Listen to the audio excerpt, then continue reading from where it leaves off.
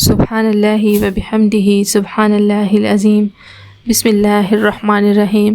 السلام علیکم دوستو، ہماری آج کی ویڈیو کا ٹاپک ہے نظر تیز کرنے کے لیے۔ انشاءاللہ تعالی اس ٹوٹکے پر عمل کرنے سے، اس نسخے پر عمل کرنے سے اب اینک اتر جائے گی، سر درد بھی نہیں رہے گا۔ آپ لوگوں نے کرنا کچھ یوں ہے کہ 4 عدد بادام، چٹکی بھر سونف اور ذرا سی مصری لے کر، جس کو ہم لوگ شنگری مصری کہتے ہیں، مصری لے کر رات کو سوتے وقت کھا لیں، اور اسے کھانے کے بعد ہرگز پانی نہ پیجیے۔